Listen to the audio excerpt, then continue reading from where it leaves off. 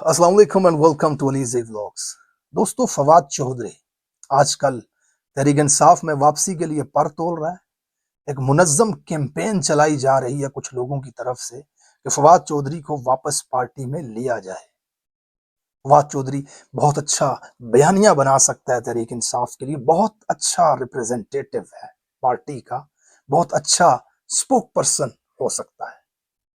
जनाब आली, आज मैं फवाद चौधरी का एक रिसेंट इंटरव्यू जो मंसूर अली खान के साथ उन्होंने यूट्यूब पर दिया, उसमें तहरीक इंसाफ के खिलाफ क्या क्या बातें की उन्होंने और किस तरह से बारीक वारदातें डाली, या फिर ये कितना इंटेलेक्चुअल है, किस हद तक पार्टी के बयानिए का दिफा कर सकता है, ये मैं पोस्टमार्टम करने लगा हूं आज इस वीलॉग के अंदर।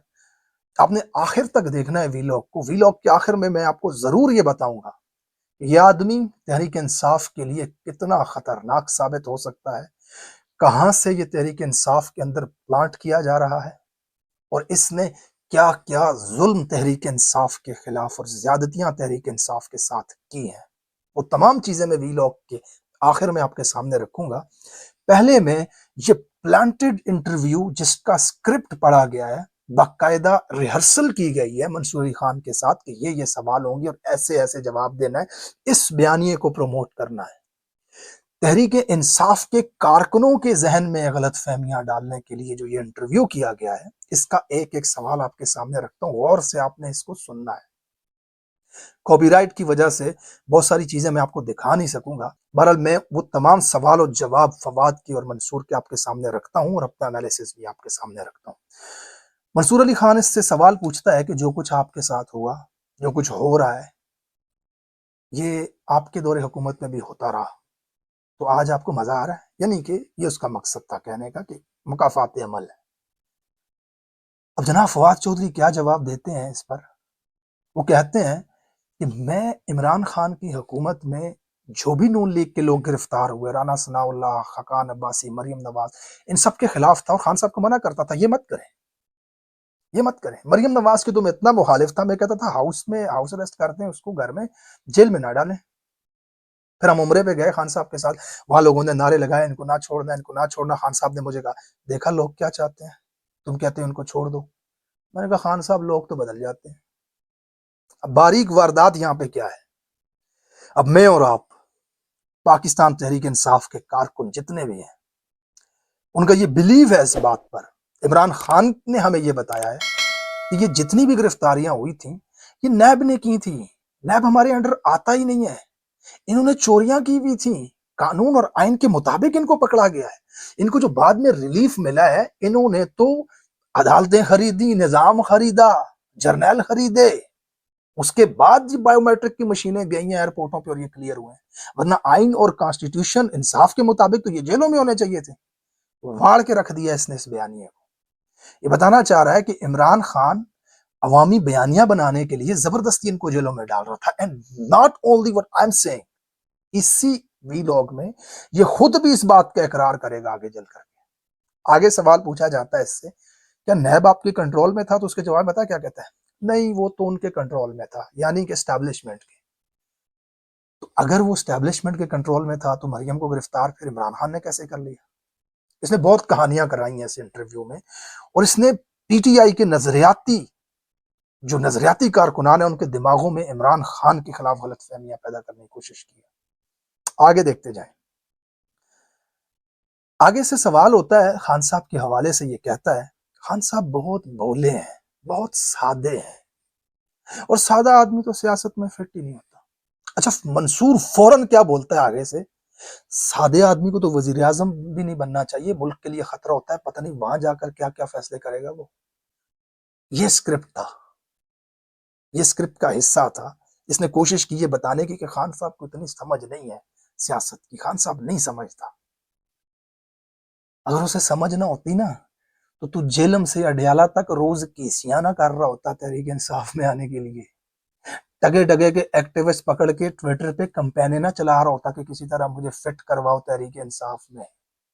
आज तेरी ये लूसी वाली हालत ना हो रही होती पाकिस्तान के अंदर, लोग तुझे बुजदिल तरीन ना कह रहे होते, अगर इमरान खान सादा होता तो।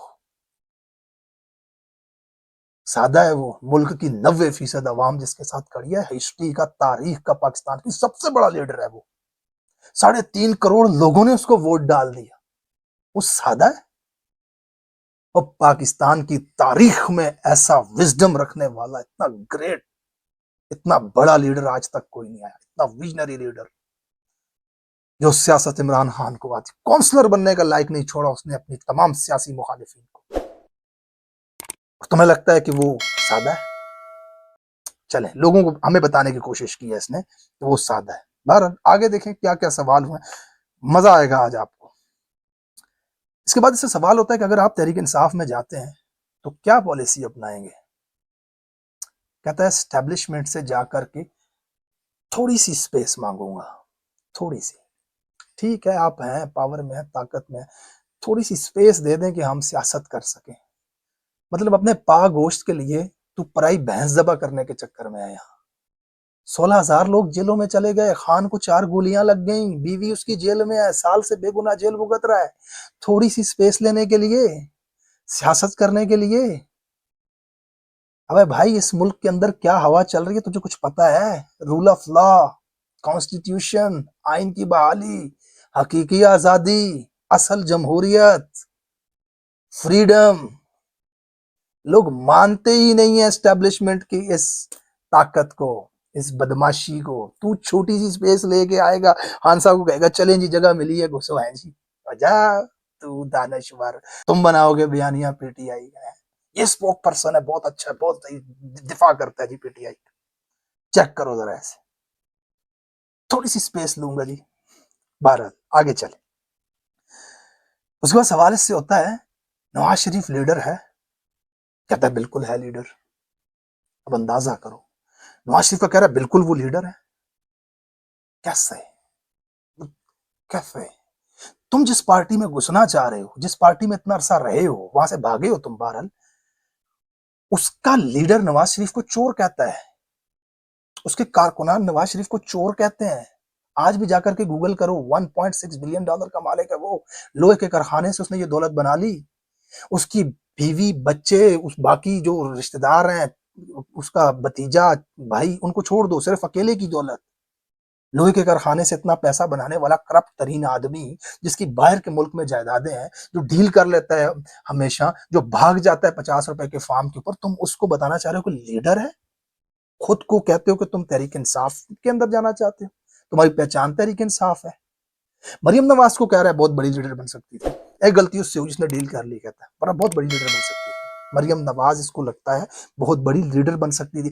مریم نواز کی صرف ایک قابلیت ہے کہ وہ سابقہ وزیر اعظم کی بیٹی ہے، ورنہ پولیس لائنوں میں جا کے روزانہ پتلونے بدلنے والی تمہیں کس اینگل سے لیڈر لگ رہی ہے؟ وزیر اعلیٰ ہاؤس کے لان میں کھڑی ہو کر کے 6 کیمرے آس پاس گھما کر کے ٹک ٹاک بنانے والی عورت تمہیں کہاں سے لیڈر لگ رہی ہے؟ جو خدا کے 99 ناموں کے نیچے کھڑے ہو کر کے جھوٹے حلف اٹھاتے ہیں، جو فارم 47 آج بھی ٹیمپرڈ پڑے ہوئے ہیں الیکشن کمیشن کی ویب سائٹ کے اوپر، ان پر جیتنے والے دھوکے باز، جھوٹے، مکار، آئین توڑنے والے، کانسٹیٹیوشن توڑنے والے، پاکستانیوں کے ساتھ ظلم کرنے والے کہاں سے لیڈر لگتے ہیں تمہیں؟ وہ تمہیں صحیح غلط کی تمیز تک نہیں ہے، تم آ کر کے پی ٹی آئی کا بیانیہ بناؤ گے؟ آگے جائیں، آگے جائیں، دیکھتے جائیں اس نے کس طریقے سے باریک وارداتیں ڈالی ہیں اس انٹرویو کے اندر آ کر کے۔ اس نے عمران خان کو اور اپنا کلوز تعلق دکھا کر کے عمران خان کی پرسنالٹی ایسی بتانے کی کوشش کی ہے کہ he is not fit for prime minister, trust me. آگے دیکھیے گا آپ اس نے کیسی خطرناک باریک وارداتیں ڈالی ہیں۔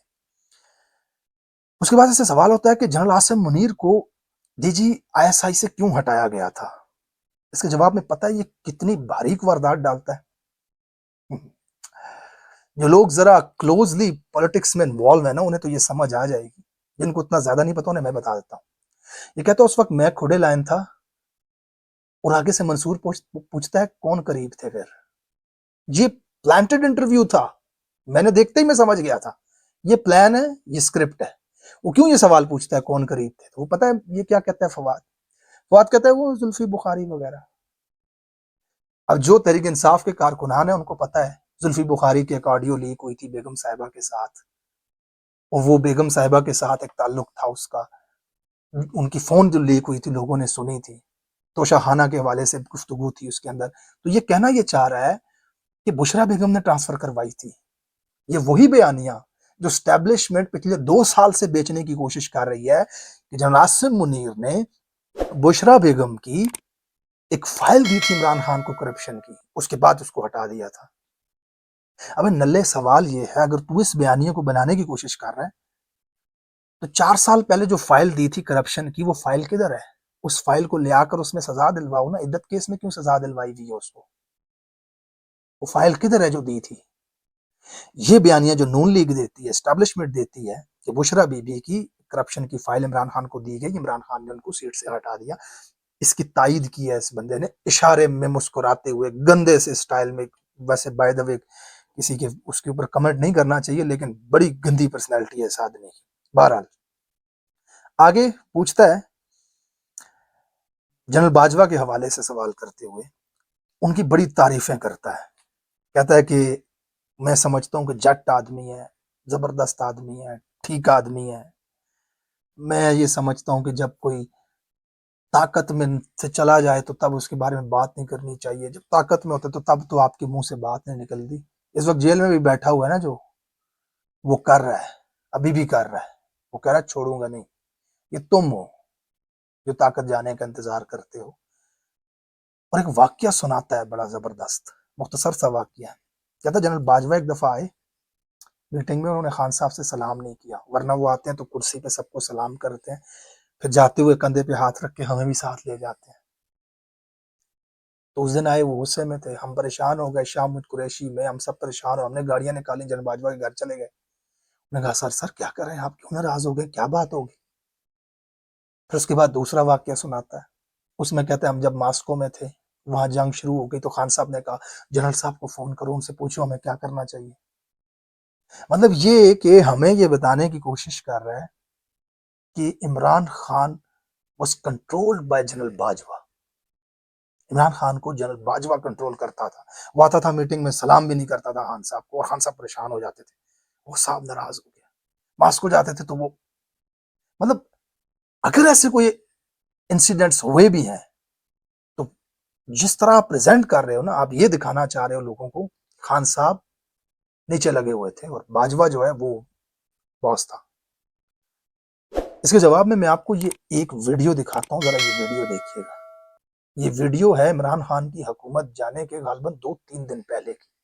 اس ویڈیو کو دیکھ کر کے آپ کو کہیں سے لگتا ہے کہ خان صاحب, جنرل باجوہ صاحب باس تھے, خان صاحب ڈکٹیشن لیتے تھے ان سے؟ آپ نے وہ انٹرویو سنا ہے جس میں خان صاحب ٹانگ پہ ٹانگ رکھ کے کہتا ہے کہ مجھ سے کیا جرأت ہے آرمی چیف کی استعفیٰ مانگے, میں اس کا استعفیٰ ڈیمانڈ کروں گا. یہ بتانا چاہ رہا ہے جیسے نون لیگ والے ہمیں بتانے کی کوشش کرتے ہیں کہ وہی چلا رہے تھے, وہی آپ کو لے کر کے آئے تھے, آپ ڈمی تھے. یہاں پر اس نے یہ والی باریک واردات ڈالی ہے. اچھا, اس کے بعد جب سائفر کے معاملے میں سوال پوچھا جاتا ہے ان سے, تو یہ بالکل لاتلکی کا اظہار کر دیتا ہے. کہتا ہے خان صاحب کی پارٹی میں ایسے لوگ ہیں جو سازشوں پہ بلیف کرتے ہیں, تو خان صاحب کو بھی شاید اسی طرح کو سازش وازش ہے, سائفر نہیں. مجھے نہیں لگتا کہ سائفر کی وجہ سے حکومت گری ہے. مطلب آپ کے لیڈر کا جو بیانیہ ہے اس کے ایگزیکٹ 90 ڈگری اپوزٹ کھڑا ہو گیا جا کر کے یہ, اور کہتا ہے میں تحریک انصاف میں آنا چاہتا ہوں.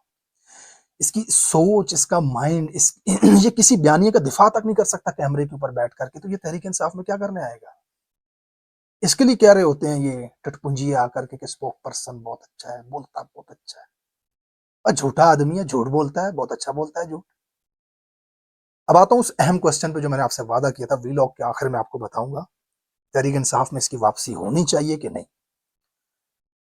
سب سے پہلی چیز, جن لوگوں نے تحریک انصاف کو مشکل وقت میں چھوڑا, جب کریک ڈاؤن تھا, لوگوں کی گرفتاریاں ہو رہی تھیں, سخت وقت تھا, وہ چھوڑ کر آسان الفاظ میں, سمپل بھاشا میں بھاگ گئے, سخت حالات کا مقابلہ نہیں کر سکے, سائیڈ پہ ہو گئے کہ بھائی ہم وی آر لیونگ ہے.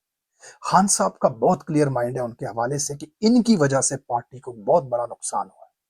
پاکستانیوں, اگر 9 مئی کے بعد یہ لوگ پارٹی کو نہ چھوڑتے, پارٹی اسی طرح متحد رہتی, تو کیا اس لیول پہ کریک ڈاؤن ہو سکتا تھا پارٹی پہ؟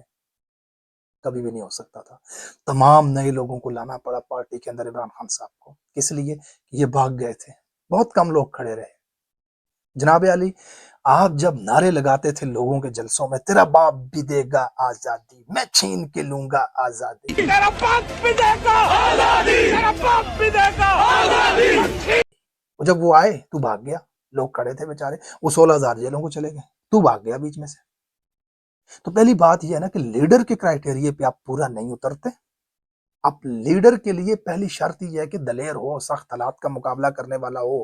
آپ نہیں ہیں، آپ بحیثیت کارکن جوائن کرنے میں مسئلہ نہیں ہے۔ جو لوگ آپ کے پوسٹر لگایا کرتے تھے دیواروں پہ ہیں، جو پارٹی کے جھنڈے لگایا کرتے تھے، جلسے میں کرسیاں لگایا کرتے تھے، وہ جیلوں کو چلے گئے، سال ہوا جیل کے اندر بند ہیں، وہ کل نکل کے باہر آئے، آپ پھر سٹیج پہ کھڑے ہوں، لیڈر صاحب وہ نیچے کرسیاں لگائیں۔ This is not a justice, Mr. Fawad. You should be a carcon if you want to come back to the party. Trust me. تم لیڈر نہیں ہو سکتے یار۔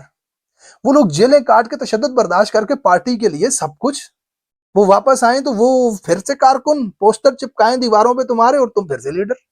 یہ تو مسخری ہو جائے گی بھائی، جھوک ہو جائے گا یہ تو۔ پہلی بات۔ دوسری بات، فواد چودھری جو ہے، اس کا میں آپ کو ایویڈنس کے ساتھ بتا رہا ہوں۔ میرے پاس اگر وقت پڑا تو میں ان گواہوں کو اپنے یوٹیوب چینل پہ لے کر کے آؤں گا جنہوں نے مجھے یہ بتایا آپ تحریک انصاف کے اندر کہ فواد چودھری ہمیں کال کر کے کہتا تھا 9 مئی کے بعد، اور چھوڑو کچھ نہیں رہا، پارٹی ختم ہے، پی ٹی آئی کو نہیں آنے دیں گے، اب یہ ختم ہو گیا، فیوچر ہی کوئی نہیں ہے، ادھر آئیں ترین کے ساتھ فارورڈ بلاگ بناتے ہیں۔ اور یہ بندہ لوگوں کو، تحریک انصاف کی خواتین کو، مردوں کو، M P As M N As کو کالیں کرتا تھا۔ اسے بتایا تھا، اسٹیبلشمنٹ نے اشارہ کیا تھا، ترین آ رہا ہے پنجاب میں، یہ دوڑ گیا ادھر۔ پھر آپ جا کے دیکھیں اس کی تصویریں آئیں، پھر وہاں پہ گیا، ان سے ملاقاتیں کی، اس کے بعد کوئی اندر کی اسٹریٹجی ہوئی، کچھ بھی ہوا، یہ سٹیپ بیک کر گیا، وہاں استحکام میں نہیں گیا۔ بہرحال پہلے جب اس نے پریس کانفرنس کی تھی، اس نے لا تعلقی کا اظہار کیا تحریک انصاف سے، تو یہ تو لوگوں کو توڑ رہا تھا اس وقت، منافق جھوٹا آدمی۔ اس کے بعد سب سے اہم point, why he should not back in the party, وہ اس لیے یہ اسٹیبلشمنٹ کی طرف سے پلانٹ کیا جا رہا ہے پارٹی کے اندر، باقاعدہ منصوبے کے تحت اس کو اتارنے کی کوشش کی جا رہی ہے، جس کی ایک سب سے بڑی اگزامپل میں آپ کے سامنے رکھتا ہوں، very important. Shehryar Afridi party کا بہت سینئر لیڈر ہے، پچھلے غالباً مہینوں سے اس کی خان صاحب کے ساتھ ملاقات نہیں ہو پا رہی، مہینوں سے خان صاحب سے نہیں مل پا رہا، اور ایک آدمی جس کا نام آج تک آپ نے نہیں سنا ہوگا، یہ سمد یعقوب نام کا آدمی، یہ خان صاحب سے 2 بار جیل میں ملاقات کر کے آ جاتا ہے، اور یہی آدمی ٹویٹر پہ فواد چودھری کی واپسی کی کیمپین چلاتا ہے، اور یہی آدمی فواد چودھری کے ساتھ عمران خان کی طرف سے ایرانی سفارت خانے میں ان کے صدر کی وفات میں تعزیت کے ساتھ بھی جاتا ہے۔ یعنی کہ آپ اب اندازہ لگا لیں، فواد چودھری کا پیغام لے کر کے جیل میں یہ آدمی چلا جاتا ہے خان صاحب کے پاس، سر اس کو واپس آنے دیں، کچھ بھی کہانی کراتا ہے، آئی ڈونٹ نو۔ اور پارٹی کا سابقہ فیڈرل منسٹر شہریار افریدی، اتنا بڑا پارٹی کا نام، اس کی 4 مہینوں سے ملاقات ہی نہیں ہو رہی خان صاحب کے ساتھ۔ تو اس کو پلانٹ کیا جا رہا ہے تحریک انصاف کے اندر۔ اب آپ کو یہ ویلوگ بنا کر بتانے کا مقصد یہ تھا کہ تحریک انصاف وہ واحد جماعت ہے جس کے فیصلے ان کی کارکنان کی رائے کو مد نظر رکھتے ہوئے کیے جاتے ہیں۔ آپ اپنے کمنٹس میں، ٹویٹس میں، ٹک ٹاک میں، جہاں پر بھی آپ کمنٹ کر سکتے ہیں، بول سکتے ہیں، لکھ سکتے ہیں، پوسٹ لگا سکتے ہیں، ضرور اس شخص کی آپ نے مخالفت کرنی ہے تحریک انصاف کے اندر شمولیت کی، تاکہ لیڈرشپ تک یہ میسج جائے، this type of coward should not back in the party۔ ہم مستقبل میں ایسا ایڈونچر نہیں کرنا چاہتے جہاں ہم پہ مشکل وقت آئے تو آپ بھاگ جائیں۔ ہمیں ریئل لیڈرشپ کی ضرورت ہے، جو گراؤنڈ سے اوپر آئے گی، جنہوں نے اس فاشزم کا مقابلہ کیا، جو ریئل نظریاتی لوگ ہیں، جو پارٹی کے بیانیے کے ساتھ کھڑے ہونا جانتے ہیں اور ہر قسم کی تکلیف کو برداشت کرنا چاہتے ہیں۔ I'm sorry to say in the end، میں یہ نہیں کہتا کہ جس آپ پر اگر ظلم ہوا تو آپ برداشت کریں، آپ لوہے کے نہیں بنے ہو، آپ انسان ہیں۔ once again let me clear that، آپ پہ ظلم ہوا، بہت سارے اور لوگوں نے بھی چھوڑی ہے، اچھی بات ہے، آپ چھوڑ گئے، چلے گئے، مجھے نہیں کہنا آپ سے کہ آپ نے غلط کیا، ہر انسان کی اپنی کیپیسٹی ہے۔ میں میں نہیں بتاتا لوگوں کو کہ میرے ساتھ کیا کچھ ہوا ہے. مجھے لگتا ہے کہ لوگ مجھے اس لیے سبسکرائب کر رہے ہیں, مجھے دیکھ رہے ہیں کہ میں ان کو حالات بتاؤں, پی ٹی آئی کے خبریں بتاؤں, ان کے کو تجزیہ بتاؤں, میں اپنا رونا نہ رہوں ان کے سامنے.